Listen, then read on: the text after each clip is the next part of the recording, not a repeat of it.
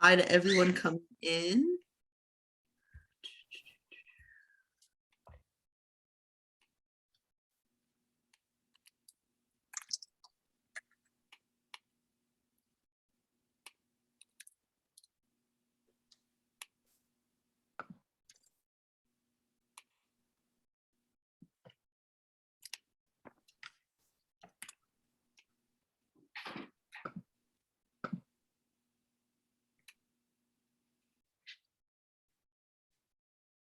Hi everyone. My name is Ollie. I'll be hosting the event tonight. Good evening and welcome to tonight's live online author event with Greenlight Bookstore. I'm Oliver from Greenlight Bookstore, and we're thrilled to host tonight's event with Jennie Egerdie presenting her new book, Frog and Toad Are Trying Their Best. She will be joined by her friends and fellow humorists, Caitlin Kunkel, Carlos Greaves, and Felipe Torres Medina. So you're in for an excellent time. Before we start, I just want to say a huge thanks to Jennie, Caitlin, Carlos, Felipe, and the team at Running Press for making this happen, and to all of you for showing up. Although we're not able to host events in our store spaces, our community of authors and readers is still here. We're grateful for your support and for the chance to make space for conversation and connection. Now, just a couple housekeeping things. In our Zoom webinar tonight, you can see and hear the speakers, but they can't see or hear you. They can see that you're here though, and there are a couple of different ways you can interact with the authors and with each other throughout tonight's event, which we highly encourage. The first is the chat, which you can find by clicking on the icon that looks like one speech balloon. You're welcome to post your comments and thoughts in the chat. That's a great way to show your appreciation for the author and interact with fellow attendees. If you have a specific question you'd like answered by the author, please post that question in the Q&A module. You can find it by clicking on the icon that looks like two speech balloons. We'll be pulling questions only from the Q&A to be answered in the later part of the program. And importantly, tonight's featured book, Frog and Toad Are Doing Their Best, is available for sale from Greenlight Bookstore. You can shop in person from 10 a.m. to 8 p.m. at both our Fulton Street and Flatbush Avenue stores, where you can purchase Jennie's book and many others on site. You can also order online at greenlightbookstore.com for a quick pickup at the store or for shipping anywhere in the US. I'll drop the buy link in the chat. As thanks for attending tonight's virtual event, we are offering the 10% off the featured book. Enter the coupon code Greenlight Events 10 into the coupon discount section at the checkout online for 10% off. If you care about supporting the careers of authors and the ongoing existence of independent bookstores, buying tonight's featured book is a great way to show your support. And now to introduce our presenters tonight. Caitlin Kunkel's writing has been featured in the New York Times, The New Yorker, McSweeney's, and on public radio. She's the co-founder of the comedy site The Belladonna, created the online satire writing program for the Second City, and co-created the Satire and Humor Festival. Her first co-written book, New Erotica for Feminists, was published by Penguin Random House in 2018 and named one of the 10 best comedy books of the year by Vulture. Carlos Greaves is an Afro-Latina engineer, writer, and filmmaker based in Boston. He teaches on-site satire writing at the Second City and writes for Netflix's Contodo social channel. His writing has been featured in The New Yorker, and he's a frequent contributor to the humor site McSweeney's. Felipe Torres Medina is a Peabody and WGA award-winning writer and comedian from a country you might misspell. He writes for The Late Show with Stephen Colbert, and his satires appeared on The New Yorker, McSweeney's, BuzzFeed, and more. They'll be speaking with our featured author, Jennie Egerdie. Jennie Egerdie. Jennie is a New York-based Canadian writer, humorist, and performer whose writing has been featured in McSweeney's Weekly Humorist, The Belladonna Comedy, Points and Case, and more. Jennie is currently the assistant editor for Funny Women, a literary feminist humor column on The Rumpus. Full of wry humor and deep compassion for our modern vulnerabilities, the stories in Eggerty's new book, Frog and Toad Are Doing Their Best, perfectly capture the heartwarming authenticity of Lobel's famous amphibian friends while revealing razor-sharp truths about the world we live in today. Jennie and her friends are going to start us off with readings and performance, and then they'll be talking with each other and with all of you. Please take it away, Jennie, Caitlin, Carlos, and Felipe. Hi, thank you for the introductions. Hi. Yeah, oh, can we ask, we got a question. Could you introduce the birds as well? Is that all right? Yeah, sure. Let me.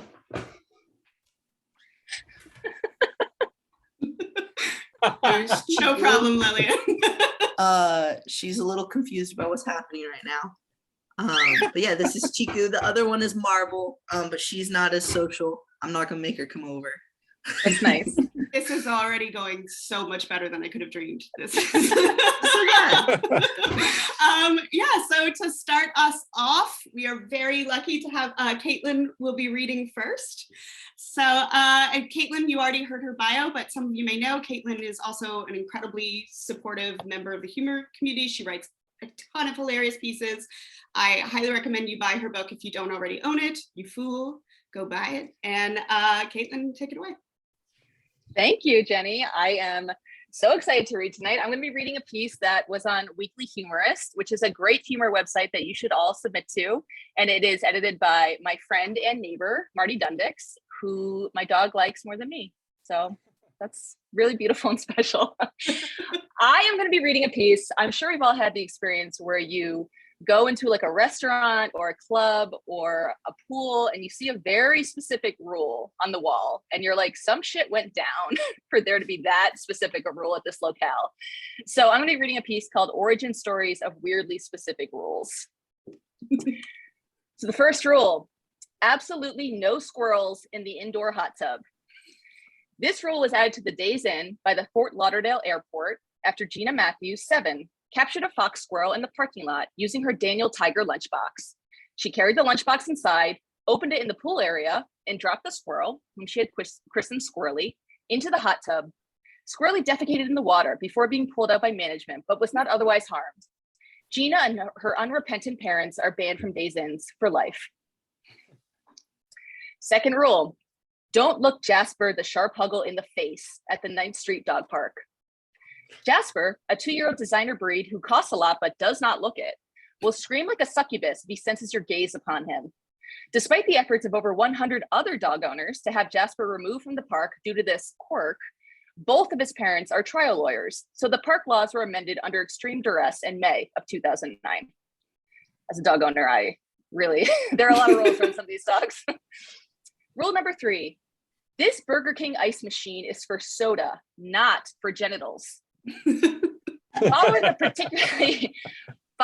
particularly heinous intramural bowling accident that involved multiple types of balls colliding, the nearest Burger King put this rule into place after 5 members of the team Too Legit to Split broke the ice machine, attempting to simultaneously stop the swelling.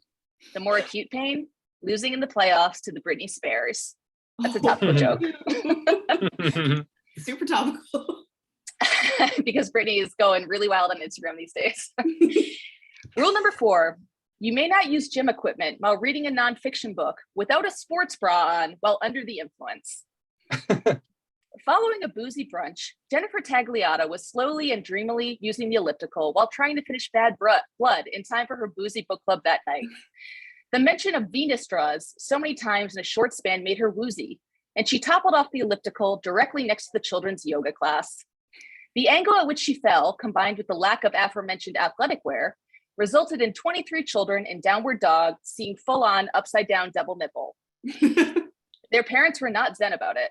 Jennifer had to fake through her book club that evening, and everyone could tell. Rule number 5, you must be at most 7 feet tall to ride this ride. A carnival in Topeka instituted this 2019 rule regarding the roller coaster that goes under the highway overpass after that 7-foot 1-inch guy got almost beheaded. Wow, that was a crazy day. Rule number 5. This St. Thomas Aquinas high school Facebook group, 2,000 alumni only, does not allow fan fiction. 19 years after the fact, Tommy DeMarnier found a piece of X-Files fan fiction he had written in 1999 that featured himself as Mulder, fellow alum Mariah Oliver as Scully, and a protracted tentacle sex scene between those two and an alien. He posted it as a joke in the alumni group, where it quickly became the most read post of all time, in large part due to Mariah's now fiancée, Geraldine Oliver, swearing revenge in explicit detail. Things got out of hand. Multiple affairs were had. A Ford Focus was set on fire. The FBI was called to investigate occultish emails from weird IP addresses. And well, it just seemed easier to prohibit all fan fiction going forward. Rule number 6. Mike Hollis is not allowed to play darts at this Finnerties. He's just too damn good. And that's it. fun piece drawn from real life. So again, that was from Weekly Humorist. You should submit to Marty. He's great. Now I am going to introduce Felipe, who is one of my favorite writers. He's also married to one of my other favorite writers. So damn, he's really doing it up. Felipe Torres Medina is a Peabody and WGA winning writer and comedian from a country you misspell. He writes for The Late Show with Stephen Colbert, and his satire has appeared on The New Yorker, McSweeney's, BuzzFeed, and more. Let's hear it for Felipe. Hi, thank you, Caitlin. Yes, I don't have birds in the background, but if you do hear a chuckle in the background, that is my wife, who is one of Caitlin's favorite writers. Her name is Taylor K. Phillips. Check her out. So I am going to read a piece that ran in the New Yorker a few months back, and it's called thanks, Jonathan. Woo, Taylor. And yes, the country is Colombia. I saw someone ask. Encanto is apparently set in a real place. And yeah, the rule there is we don't talk about Bruno. So yes, this piece ran in the New Yorker. It's called My Summer Reading Report. And you know, I wrote it because when I was a kid, I had to do summer reading reports, but I also had a divorced mom who tried really hard to take me places, and she would never let me leave without a book. I don't think she would have been like, someone has kidnapped my child and replaced him with an identical clone. But that was part of the inspiration for this. So this is called My Summer Reading Report. Name, Anthony Gonzalez, grade 7.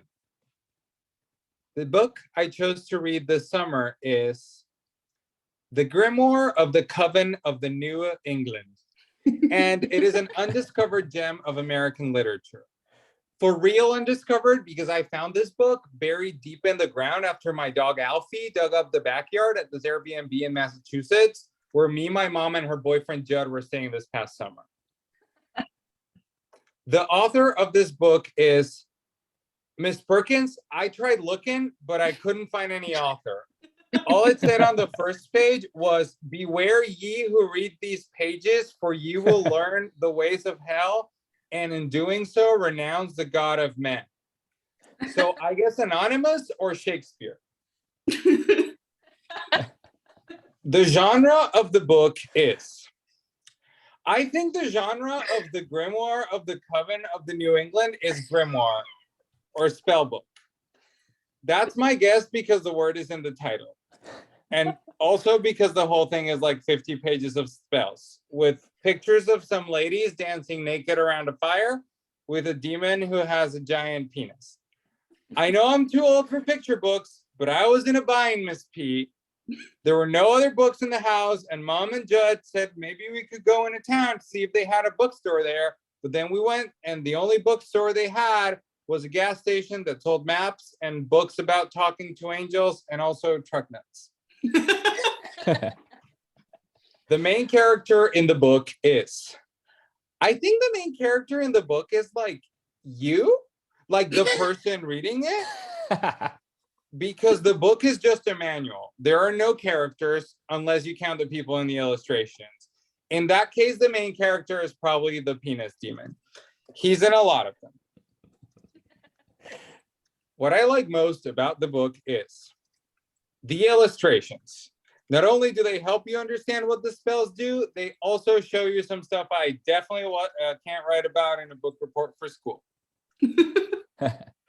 The most challenging thing about this book is the old-timey language, like the ye's and the thou's and the give thine soul to the prince of darknesses. I tried to Google when was the Grimoire of the Coven of the New England written, but when I did, a green light came out of the book and blasted my phone out of my hands and across the room. It bounced off the wall and it hit Alfie in the face, killing him on the spot. What I disliked the most about this book is when it killed my dog. This book made me feel scared. This book taught me a lot. Mostly the chapter called To Return a Loved One to This Realm. I used that spell to bring back Alfie. So I learned that the world of the living and the world of the dead are closer than they appear.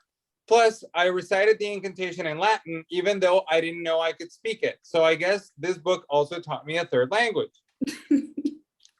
The theme of this book is, I would have to say rebirth, because it brought my dog back to life.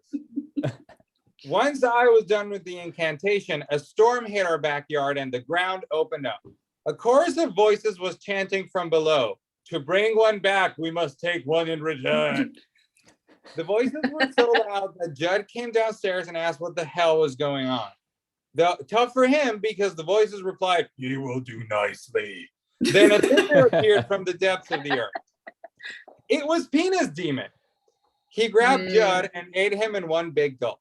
This sucked because Judd was nice. Then Penis Demon turned to me and said, "It is done." And Alfie woke up. If I could ask the author one question, it would be, who are you? My teacher really wants me to know. Also, am I banned from heaven now? Because after Penis Demon took Judd, the skies cleared and Penis Demon went back below and the ground closed shut. A bright light came down from the sky and made it look like it was day. Then a figure descended.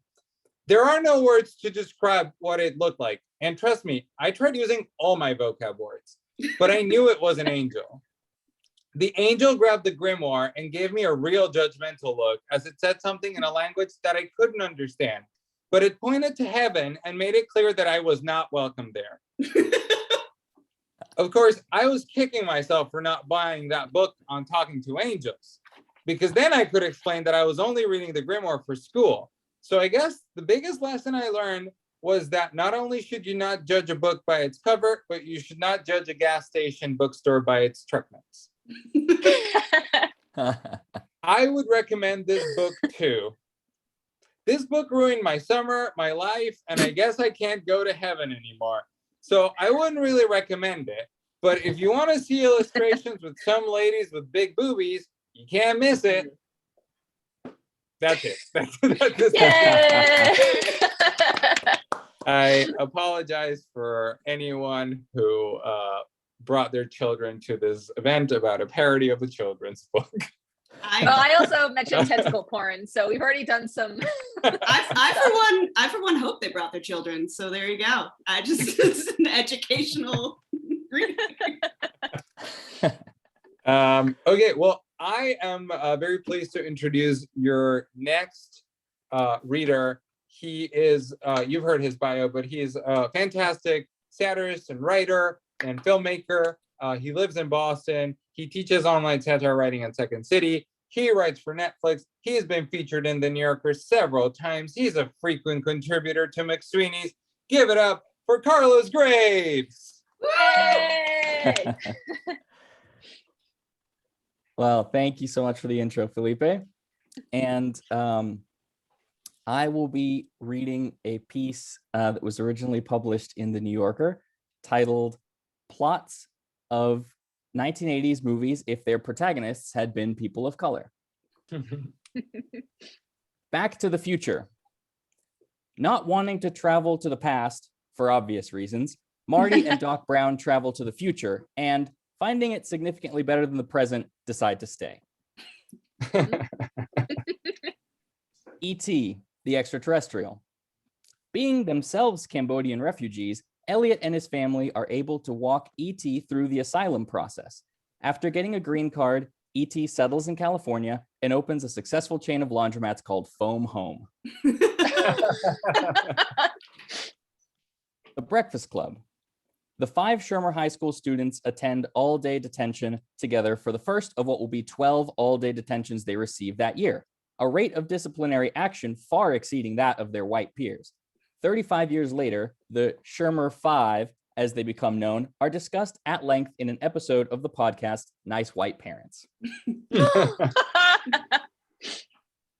Ferris Bueller's Day Off.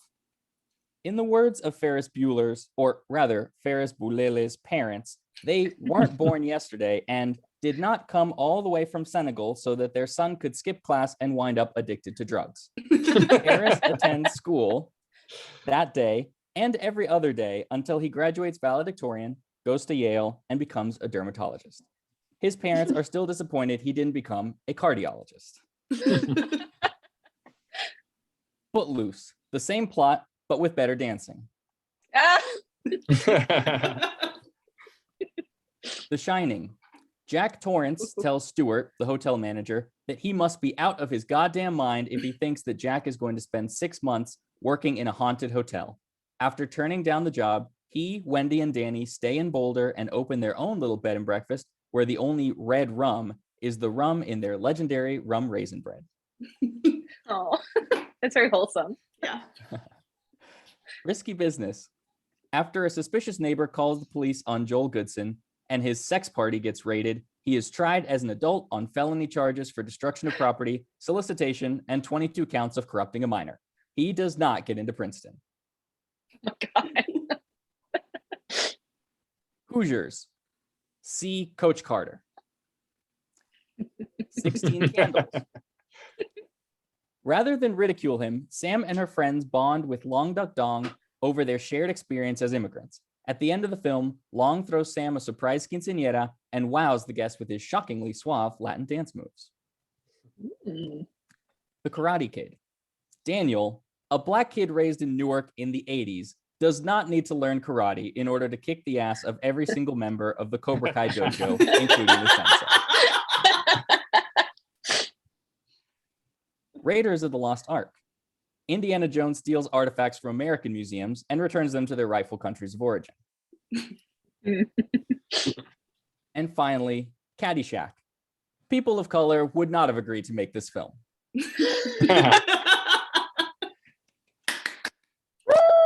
Woo! Yeah. Thank you. All right. Well, the moment you've all been waiting for.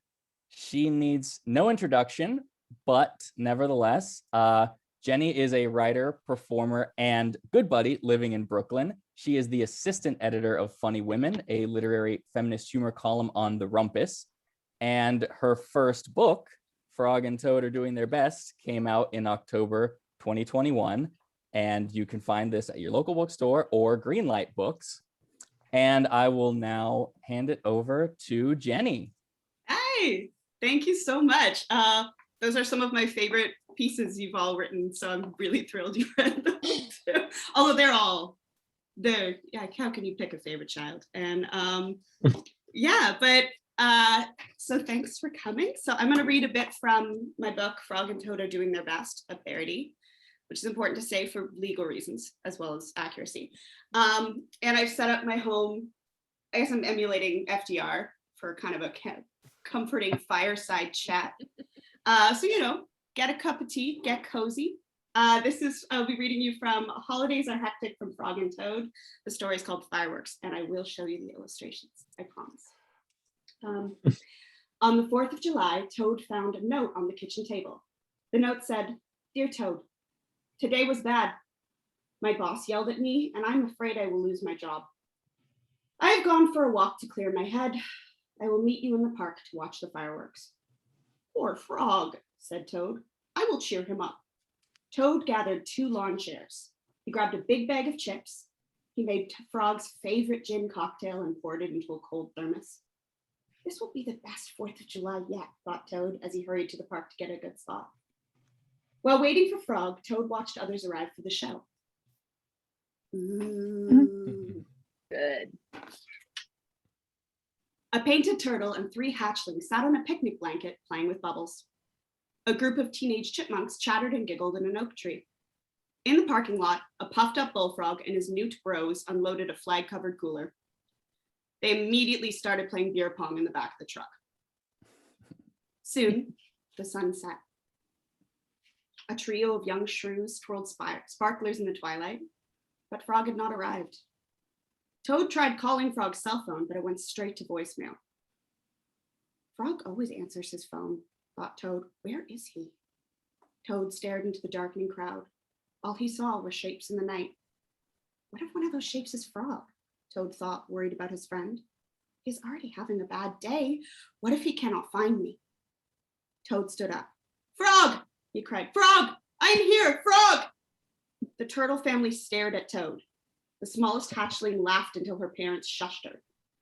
Toad started jumping and yelling. He took off his t-shirt and waved it like a flag. Frog! Cried Toad. Are you there? It's me, Toad! That's what it looks like.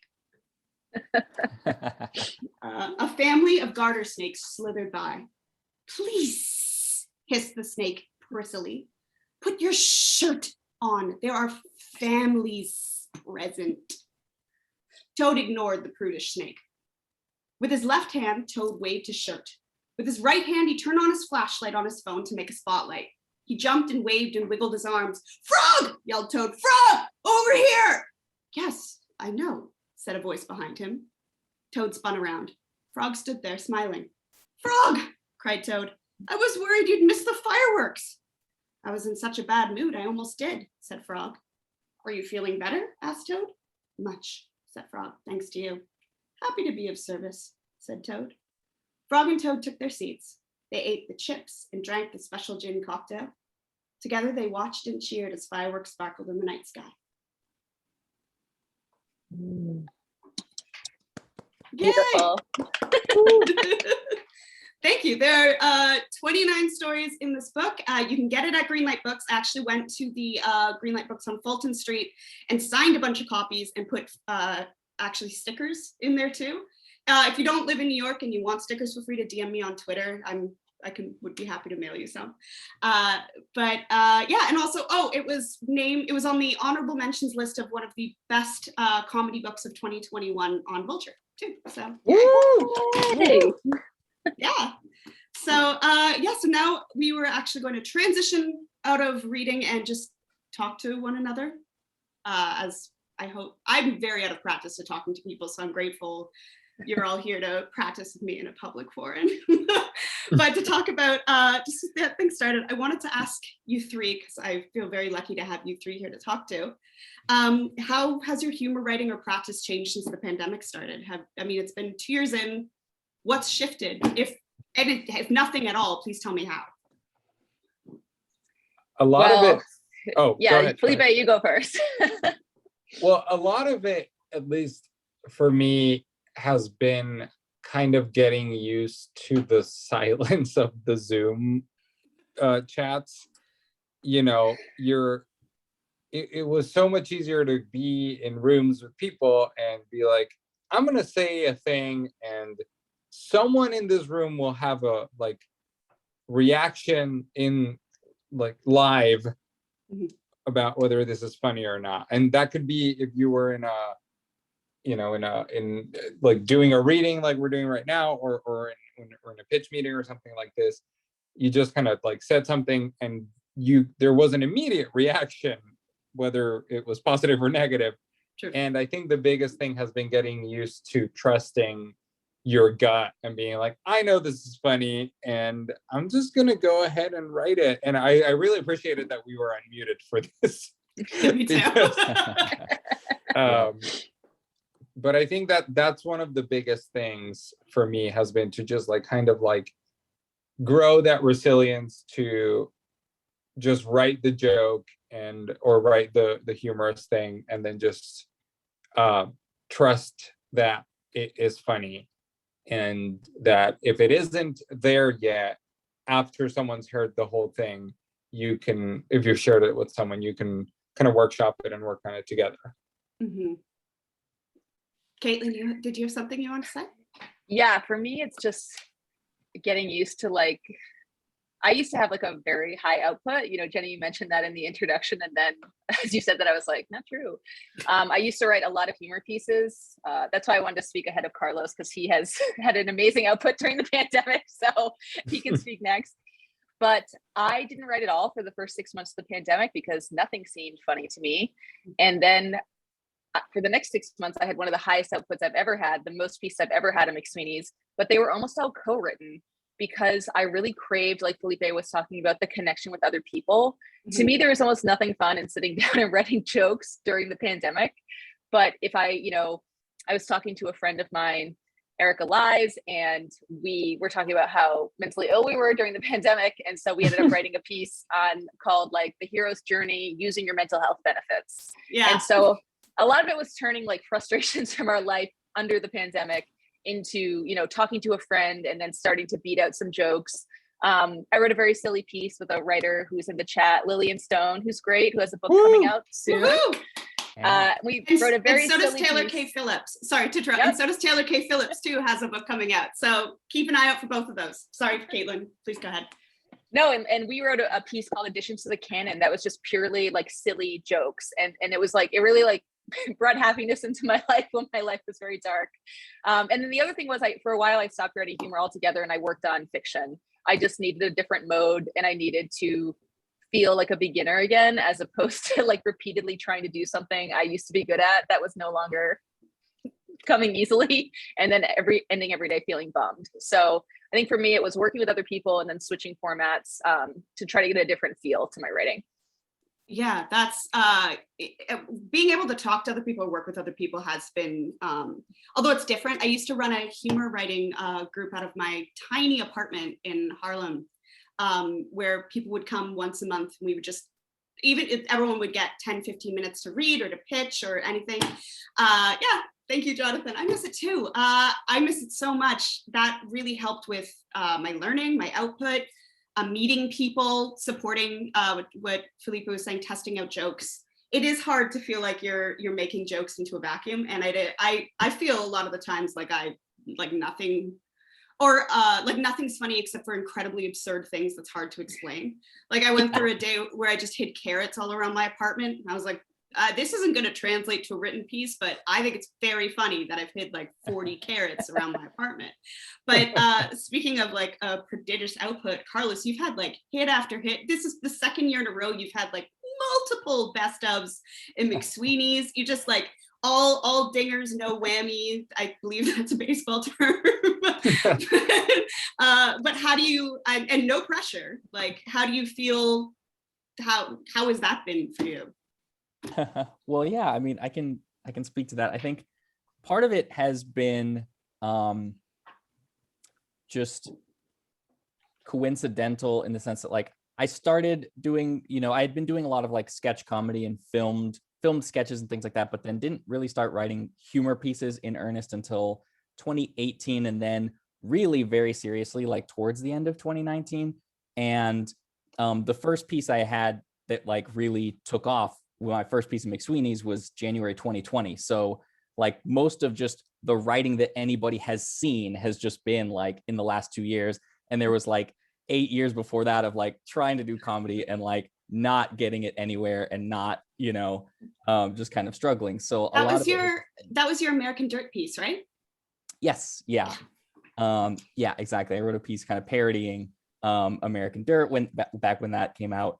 And yeah, so I think a lot of it has been that. But I think the other thing that has happened too is like I just happen to be someone who like really follows the news. I'm definitely a news and politics junkie, and 2020 had no shortage of that, obviously. And so I think that was like another thing that just happened to jive with like my writing style. I tend to take really dark things and try to find a funny spin on them, and like that's the thing that inspires me a lot. So in a lot of ways, like the past 2 years have just given me a lot of material. And I think the other thing that I've tried to do is, you know, during the pandemic, obviously, like all of our social lives, everything's been disrupted. There's been just very little opportunities for, you know, just lived experience and the kinds of things that like you observe in your day-to-day life that like lead to humor, you know, like pre-pandemic, you'd be at a party and someone would say something weird, or there'd be some weird social interaction, and you'd be like, oh my God, that would be like a great idea for, you know, for a piece or whatever. Mm-hmm. And I think during the pandemic, part of what I've done is kind of tried to like find inspiration in other places. And one of those has been pop culture and movies and books, and, you know, and basically just, you know, living vicariously through other characters and movie characters and kind of like drawing inspiration from that. And so a lot of what I've written kind of references or uses, you know, pop culture, whether it's like Jurassic Park or, Star Wars or something to like find parallels to what's going on in our day-to-day life, or, drawing from like classic 80s movies that it's just, that's such an evergreen, well to draw from, because, we've all seen those movies. That's just kind of like now part of the pop culture, canon. So that's been one thing for sure that's kind of helped me, is just like finding those other avenues to just get the creative juices flowing. And so yeah. I love that. Which, yeah, me too. What were you saying, Caitlin? I love that too. Oh, I was just gonna say, it reminded me a bit of so Alyssa Bassist, who is the editor of the column that Jenny edits as well, and a fantastic teacher and writer. She always has students do something where they make a list of their obsessions. And I think that, like Carlos, that's a great place to start, because I definitely used to get more inspiration from out in the world. But yeah, like I've had to do more journaling during the pandemic, and been like, horses, anything with this? Like you really got to go back and like scrape your whole life to see what you can play with. So I love that idea. I love that too. Also, I've felt really disconnected to humor writing for a while. I've been writing other stuff and working day jobs, as we all have. And it's interesting too. I wanted to ask how we get writing done, because we all work different jobs. Like some of us are writing jokes constantly for work, but writing for yourself, even when you are writing jokes for work, is a very different beast. But before I ask that, I really no, actually, let's talk about that. I'm more interested. I would rather hear what you have to say. How do you guys find the time or make the time, or when do you do it? Is it kind of a feast and famine experience? Do you try to write every day? Yeah, I write every day I use this website called 750words.com, which just is like very, very pleasing in how low tech it is. Like you just make a chain of X's. Also, for some reason, the font is like almost Comic Sans-esque. And so great, just what you want. Yeah. I write in there every day. Some days I just journal. Some days I like actually write fiction. Some days I write humor pieces, but like I have built the habit. I've written every day for the last 500 days, which is not something I ever did. Okay, let's give it a shout. Like, hell yeah, good awesome. for you. And so for me, like I maintain that habit as like my core habit, but it does tend to be more feast or famine for me. Like I talk about this in my classes, but like I tend to go through periods where I feel very depleted. Like Carlos was saying, it's like my art life feels depleted. And so I watch a bunch of movies, I read plays, I, read different books in different genres. And then it's like I reach this critical mass, and all of a sudden I can write a ton of pieces all at once. And then I feel depleted again. And I have to start the whole cycle over and over. I wish I could be more balanced, but I also tend to work other jobs. I don't, huge respect to Felipe and other TV writers, but I like to work other jobs for money and then have writing be just for me. And even though I do make a lot of money from writing at times, like for me personally, it's like I like to like, I don't know if there's anyone here I've ever worked with. I like to steal time from my day job and do writing, because it just feels like double payment, which is great. But yeah, I like the stability of a steady income, and that like frees up, I feel like, half my brain that would normally be worried about finances, and then I can use that half of my brain to write comedy. I write every day as well. Oh, sorry, Carlos, were you going to say something? Or No, go ahead. No, I write every day as well, because it is my job, which I'm very blessed and very happy to have that. And I think that the thing that, it helps to have to write every day, to feel like you have to do it, because then there's no excuse. Like I've sat down to write at 8 a.m. every day not every day because we have breaks, but like almost every day for the past 2 years. And, it used to be a thing where it's like, no, I have to be, I got to get out of the house and then get on the subway and then like start thinking and then sit at my desk at work. And I am a writer now. Once I sit at my desk, I am a writer, and I'll sit down and write jokes, and I will present them, and this morning I grabbed my iPad and I wrote them in bed, Yeah. like, King. And I think that's a good thing that the pandemic has kind of brought. That's just kind of like, we're all just kind of doing this and you have to do it. But I do think the discipline of writing every day just takes so much. And it's really hard. I'm not saying it's not, it's not like, I'm not saying it's not hard. You just have to do it. And I for my personal writing, I'm usually the kind of person who's like, well, you know, I can write every day. So whenever I just sit down to write the thing that I want to write for myself, I'll write it. And that's true. The problem is I just don't sit down to do it for myself because I've spent all day writing, you know, for my job. So I do think I have to create the like spaces where I'm like, okay, no, mindset is, you know, 2 hours today or whatever amount of time today, just write something for yourself. And I like set myself a rule to like every time I'm on a break, and it becomes it's an obsession, right? Like it's, I run, and I know I'm sounding a little bit all over the place right now, but I'm a runner. And one thing that you discover when you run is that you just can't not do it.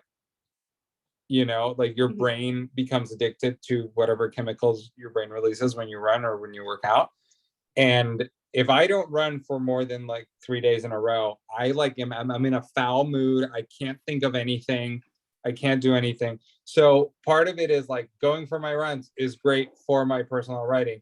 But also if I am on break and I'm not writing jokes or comedy or whatever, my brain is also missing that. And because you built the habit, your brain just starts to go like, you know, I'm missing the you know, validation that comes from writing a joke and telling it and hearing people laugh at it, which means just write a tweet and hope that it does well, or sit down and write a piece. And which is why like I have this thing where every time I'm on break and I'm not working on the show, I try to get a piece written. It doesn't mean that it has to be published, but just at least a humor piece or something written and put somewhere on the internet, or if it's not a humor piece, you know, a personal project, a pilot or whatever. Right. And that, you know, having the consistency, it eventually just becomes, and it's really hard to keep it up, but it eventually just becomes a thing where your brain asks you to do it. But I would like to point out, for me at least, the different, I like that you specifically said writing a piece, not necessarily publishing a piece, because I do write every day to try to be in it, but I'm not, it's not always usable. Of course. No, but I think there's a lot of pressure, a lot of time to, I try to do 5 to 15 minutes of journaling, like just to, you know, get the garbage out of my brain. And then I try to write, and then I do 750 words, like, which I got from Caitlin, from stalking her Instagram and being friends. But because I'm like, 750 words is perfect, because 500 is too little and 1,000 makes me think it needs to be good. And it can't, and that's a big thing for me, that it's not always usable. And I've gone lots of, especially after, for anyone on here who's writing a book or wants to write a book, I wrote this book really quickly. I wrote it in a 2-month period. And when I finished, I wrote it, I sold it in December. I started writing it in January, and I had the manuscript by the end of February. Oh my God, I have heart palpitations when I hear that. It was intense. I was moving at the same time. I lived in an Airbnb half the time, and then I got COVID. Like the night I handed it in, I got COVID the next morning, which also threw off the process, because I had COVID for the 2 weeks while my editor was reviewing the manuscript. So I had no break. So when she checked in being like, here's what I think, it felt like I'd written it yesterday. And then I had all these plans of how I was going to get things done. And I kept writing, but I swear I didn't publish much. I didn't even submit that much. I have pitches that are just sitting in, and I felt really disconnected too, because Carlos, I love you're talking about like deep diving into the things you find interesting. And only I would say this month have I started to think that the things I find interesting might be interesting. Like I have an obsession with this it's in Alberta. It's called the Tourington Gopher Museum. It's like a homemade museum from the people in town where they shoot gophers and then put them into taxidermy dioramas of people in town. I'm dying to go there. And it's so cool. And I think there's like a CBC 15-minute documentary, if you can find it online, about it.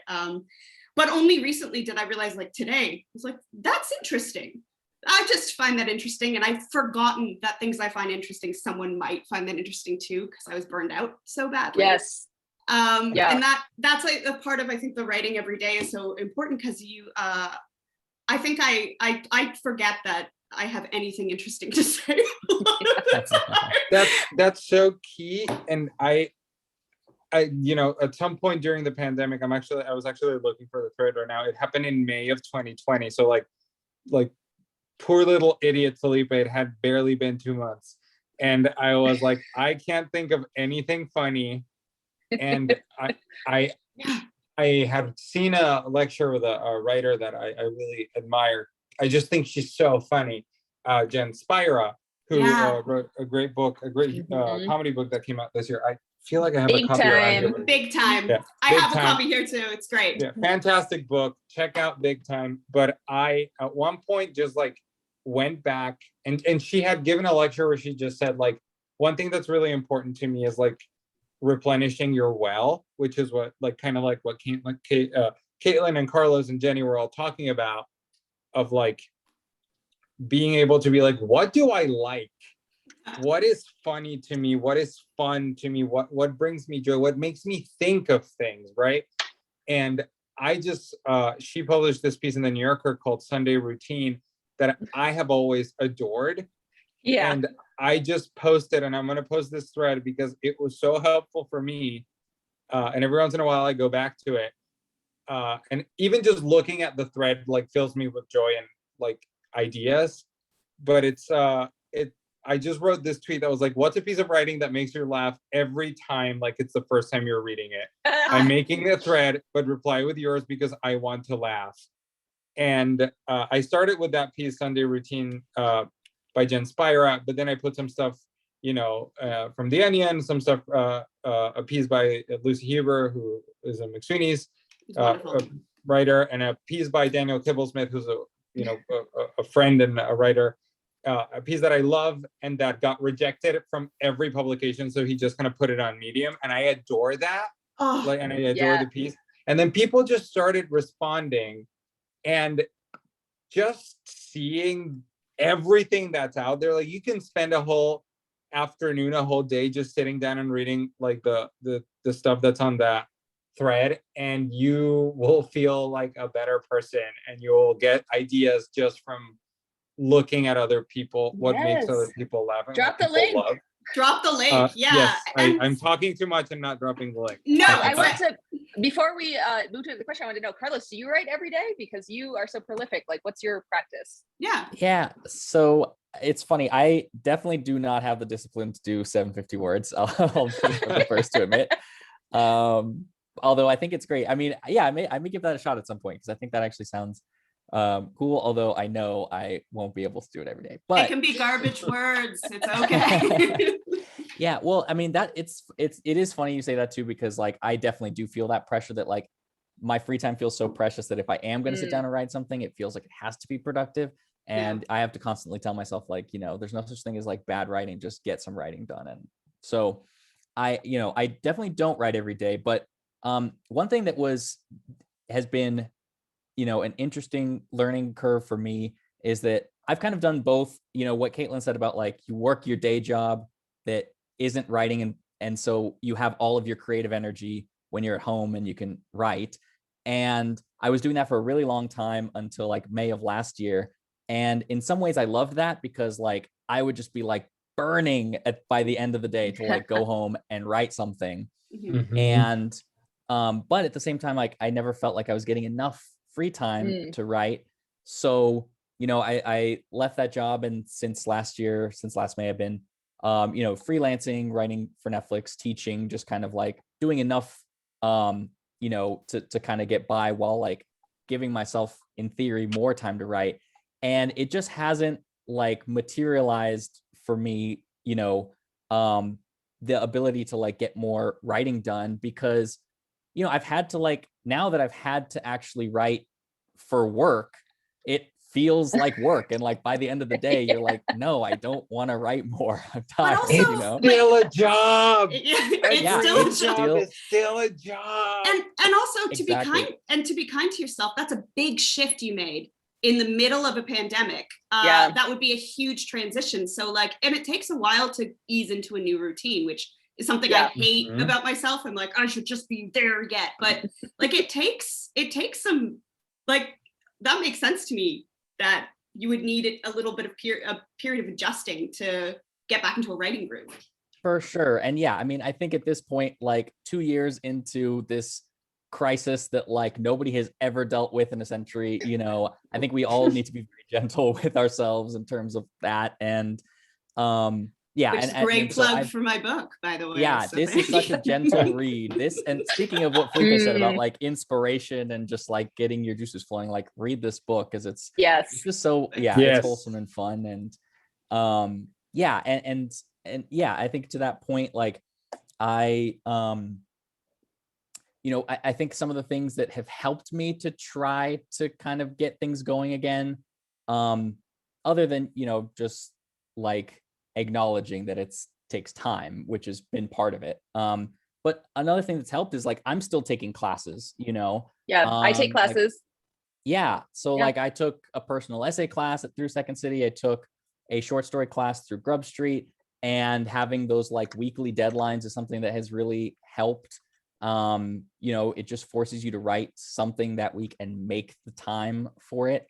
And so, you know, whether it's classes or whether it's 750 words or whether you have some other system, even if you're not writing every day, if you have some kinds of deadlines that you can set for yourself, I think that's something that's helpful. Just, yeah, because I think, you know, we all need structure, and it is yeah, it's I very could not easy to agree not write. more. Yes, but I could with not that- agree more. I'm gonna, But sorry. without Ollie, Oh, Ollie's here. Ollie, yeah, Ollie. Hi, I'm gonna jump in so we can get to some of the audience questions before we run out of Great. time. Thank you. Yeah, the first question is, what was it like negotiating the rights to Frog and Toad, from Matt Schlitzman? Excellent question. Okay, so I actually did not need the rights because it was covered under parody law since I wrote a parody. I also previously, I had a job working for Playwrights Guild of Canada where I wrote a guidelines about getting the rights for books. So I had actually, it was for Canadian books, but I had a bit of a working knowledge of parody law and gaining the rights. So I do not have the rights from the Lobel estate, but I worked with a lawyer. They went over my draft as well to make sure it was well within the realms of parody, which is also why the illustrations are different. They're styled. Ellie, our illustrator, is Ellie Haidu. She's incredible. She makes puppets for Folk Mantis and Sesame Street. She's the coolest. She absolutely could have identically mirrored the style, but we made sure that we, both in the words and in the images, we're doing kind of an homage, a parody, without being exact. Awesome. We have another question from Emily Dury. In a fight between the bird friends and Frog and Toad, who would win? Oh man, birds. I'm sorry, Frog and Toad would definitely run away. Also, I mean, it depends. Depends on how friendly the birds are. I'd like to think they'd have a picnic. Yeah, I'd like, those seem like very sweet birds. And they're very kind. well, you would know best. I mean, why am I answering, Ollie? You know your birds. Yeah, Chiku doesn't actually ever bite. She's never bitten someone to the point where like they bleed or anything. Marble will go for your throat. So That's a good boy. pair. yeah. I respect that. So I'll see if I can make a teeny tiny, also something I do outside of writing is I try to do other things. Like I'm right now cross stitching a skunk. I forage and I'm home brewing fennel lavender mead right now. Like I've been going really nuts. So I'd be happy to make a teeny tiny leather jacket for your bird, the tough one for Jess. Yes. Oh my gosh, I put like wings on her, some like little fake wings. Oh, It's really cute. So I would definitely try to get that on her. Okay, we'll be in touch. Okay, sounds good. From Carrie Elson, we have Jeannie. How did you realize you wanted to write about Frog and Toad in your original McSweeney pieces? Where did the inspiration come from?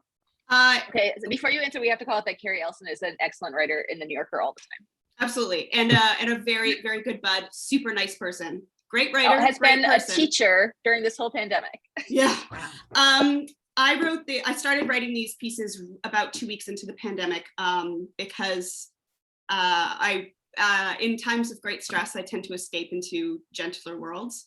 I've also reread Wind in the Willows and a lot of these books. So yeah, so I probably unkindly to the characters thought about them in my situation and how their friendship would do being under this kind of stress and how to be kind to one another. And that's where the first piece came from.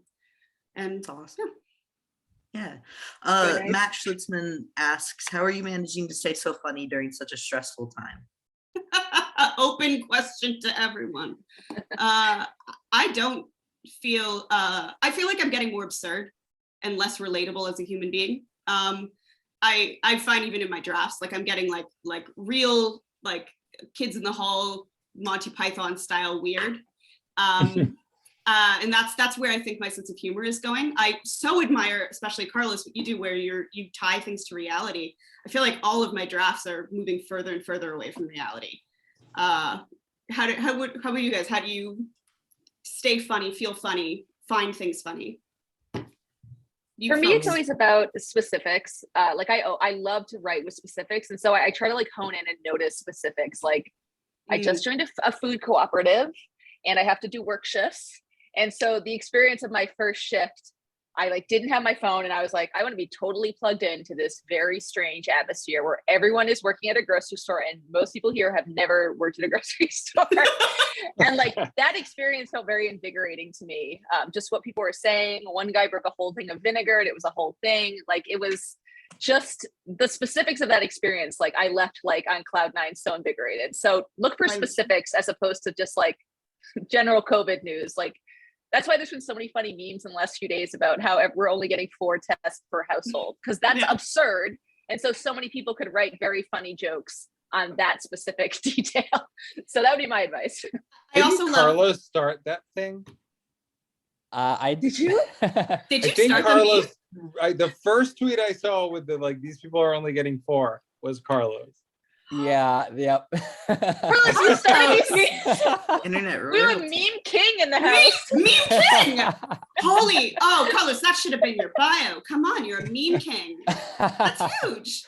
Oh man, yeah, it's funny. It's the first thing I've ever tweeted that has like gone anywhere big in terms of like numbers. And yeah, I was shocked. Yeah, I think the Jersey Shore basically did like a version of my tweet with the cast of the Jersey Shore that was like they only get 4 COVID tests. Yeah, Yours. I saw yours, but tell everyone what it was. Just so that was it the Full House one? No. Yeah. So Okay. right, exactly. So I just took like a picture of Full House and was like, they would only get 4 free tests because I was like, you know, this idea that it was like 4 tests per residential address is just so imbalanced if like, you know, a big family or like a roommate situation. So I just thought like, well, what's like the most extreme example of that would be like relatable and people will know about? And I was like, oh, Full House. Like, but Carlos, if you made up the meme, it means you get to pick the 4 at Jersey Shore who take the test. So that's a huge responsibility on you. Yeah. So keep us posted. Okay. Yeah, well, I think neither of them would be able to do the test the right way. So it'd probably just be Snooki taking all 4, but you know. Girl. Okay, That's a good answer. We're gonna speed run these last 3 questions. All right. Matt asks, how can the pandemic be addressed without creating work that's going to feel instantly dated the moment it's over? I think Sometimes no, go ahead, Jenny. I was just going to say, I think sometimes things can be dated and that's okay. Not everything needs to be evergreen. I think that's a lot of pressure to put on people. Yeah. And I think audience will decide what stands the test of time or not. I don't think that's up to the writer. Sorry. I also don't think that like you need to maybe address the pandemic directly. Like I haven't seen this movie, but Don't Look Up is clearly a movie about a government that is responding to a huge emergency, an unprecedented thing. and they satirize it in a way that makes it feel like it's not about the pandemic, but it is. You know, like I haven't seen this again, but I know what it's about. Also, I never mentioned the pandemic in this book. In the original McSweeney pieces I do, but there's actually 29 stories, 0 pandemic mention. But because I wrote it during the pandemic, it's like pretty infused with it. So, but that's a good example. Like you were reflecting more of like the mood people were in. Yeah. And so like, I think that will still be funny decades from now. I'm sure we'll have many more crises that book will take us through. Yeah. If you like to... it was mood more than like specific incident. Carlos, what do you think?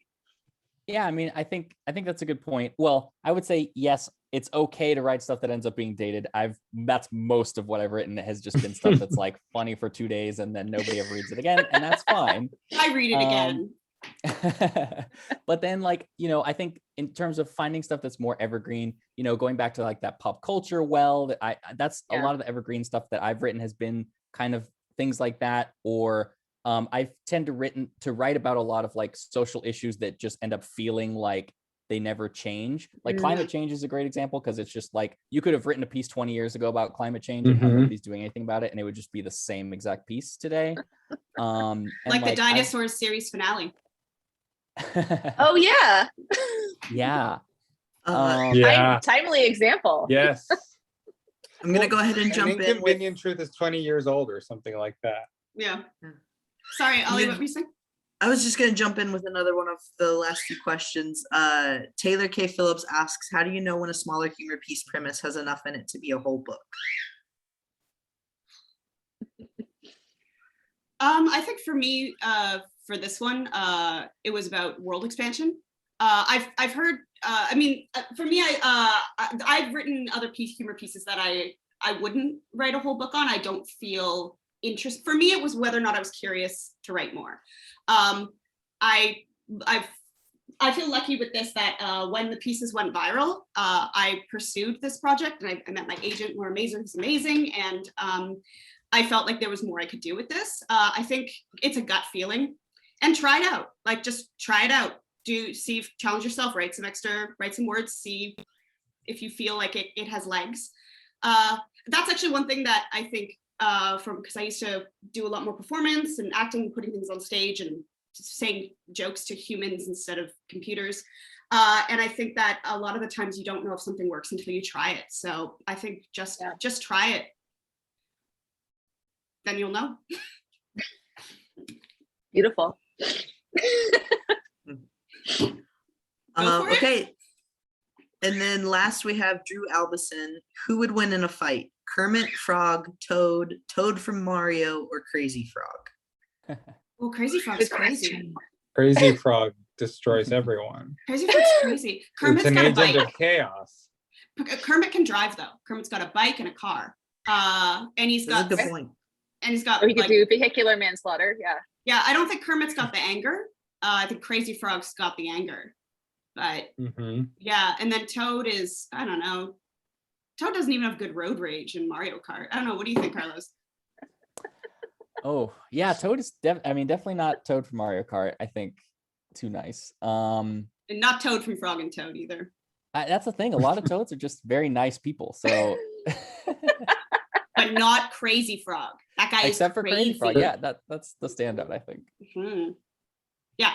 Crazy Frog will kill you, and like Crazy Frog doesn't value life. You know, it will kill you but not understand what it's done. It's too crazy.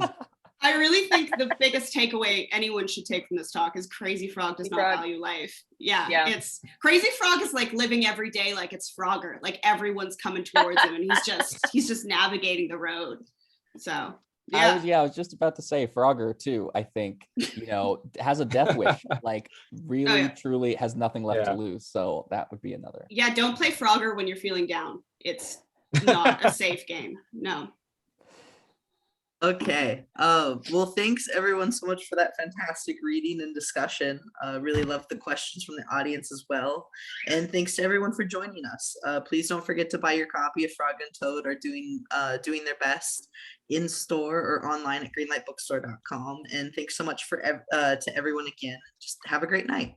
Thank you. And one more thing, if anyone is working on books or has any questions, feel free to reach out to me. I'd be happy to talk. I got a lot of support from people in my community writing these books, and Caitlin gave me a lot of great advice, and many others. So please don't hesitate to reach out if you have questions. Awesome. Bye. Have All a great right. one. Thanks, everyone. Bye, everyone. Thanks.